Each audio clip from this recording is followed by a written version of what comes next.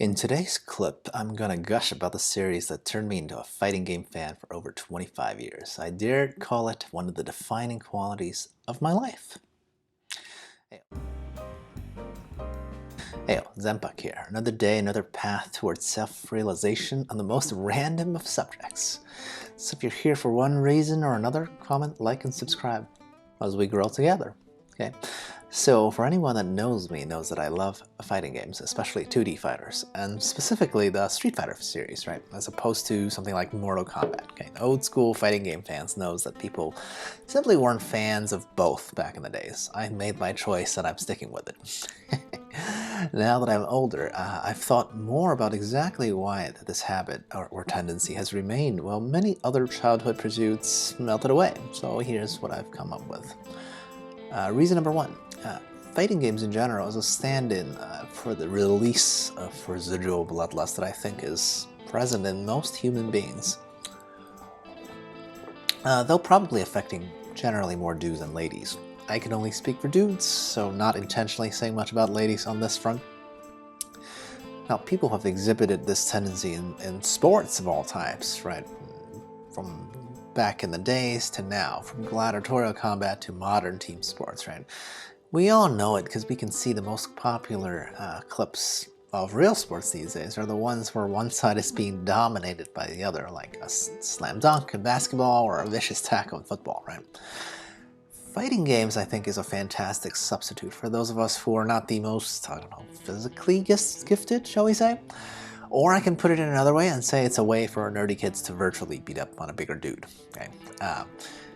Now, one could make the argument that nerdy kids are good at other stuff, like studying and whatever. And yet, the primal urge to dominate someone else physically is well represented and done and made more possible in fighting games specifically. Because your avatar is beating up on the other guy's avatar, right? I can only call it something primal, because sure, you can beat your friend at like Mario Kart, but is that the same as your avatar or stand-in punching their avatar or stand-in in the face repeatedly? No, I think, you know there's a difference, right? Reason number two, fighting games actually teaches you about the person you're playing against. In this specific type of competition, assuming relatively even execution skill, the game is not about the avatars that you pick, but more about the player you're playing against, right? I'm gonna compare one-on-one fighters like Street Fighter versus Mario Kart again, okay? If you lose in Mario Kart, there's lots of factors. There's other AI-controlled players involved, and you can't keep track of the other player's little, racing cart at all times. But in a fighting game, there's literally only one thing to concentrate on, your opponent, right? Just based on their character choice alone, you can make some general assumptions about them.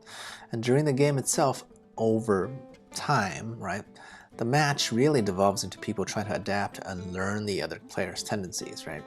And over long sessions, a review of your own losses can even help you learn something about your own tendencies and unconscious bias towards aggression and passivity and how you make choices. This makes fighting games much more like chess or poker, like in my opinion. Now add that the visceral high of doing something that looks cool.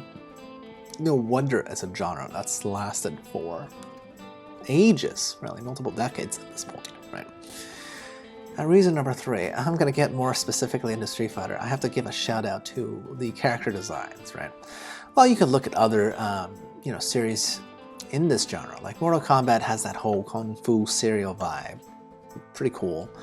SNK Fighters keeps to that like Japanese, I would say like a Japanese cool aesthetic. Street Fighter character designs has varied wildly, right? From the sleek, like Vega, or the guy with the matador claws fighters, to downright outlandish, like Blanca. I don't know if you guys know who that is, but he basically looks like a werewolf, okay? But he's green.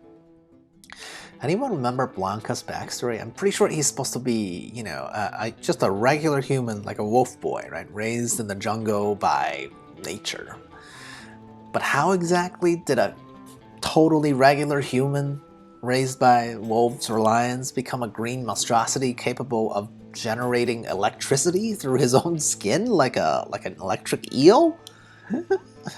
Who Who knows? We just accepted. I don't know, because it's Street Fighter, okay. Or my OG favorite character, Gaia, who looks like what a Japanese designer might have imagined a real American military man would look like, with the impossible, like a flat top that looks like a quadrilateral, and not one but two U.S. flag tattoos on both shoulders. My God. I mean, if this dude was designed, let's say, 10 or 15 years later, I'm sure his win quote would literally be him shouting, America! My point is, no matter who you are, I'm positive you can find someone in this wide array of characters that's visually appealing, okay? Heck, I even got my wife to check out some of the latest costumes in Street Fighter V, the latest game, and got her excited about, like, one lady's character had like a cat suit, and another dude character had a full-on what looked like a tuxedo look. I knew she wasn't going to be into the fighting part of the fighting games, but it was fun to be able to interest her simply on the design front. Okay? And in conclusion, I feel like the appeal of fighting games is pretty timeless, right? The series I care the most about, Street Fighter, has certainly changed plenty over time. I personally have gotten very rusty, gone from being pretty decent in Street Fighter 2 to stuck in mild middling ground in Street Fighter 5. But I don't mind, not one bit, okay? My reflexes may have dulled, but so has the people that I regularly play against, you know, my actual friends, right? I'm so happy to have matured in an age with video games as an industry, right? I can still get a few old friends to play with me online, and guess what? They're just as rusty as I am, right? In the end, I think for some of us, this idea or spirit of competition will keep driving us forward, right? Even if all I'm doing is playing against my crappy peers. I'll never stop appreciating how even the simplest type of games, I'm talking about in terms of aim, right? One-on-one, you're just trying to beat the other guy, not execution. How, like, even the simplest type of this kind of game can hold my interest and help me learn about my friends and myself, right? Now, that's not a thing you can say about a lot of hobbies, in my opinion, right? Thanks for listening, and check out some of my other clips on the corners above. Cheers.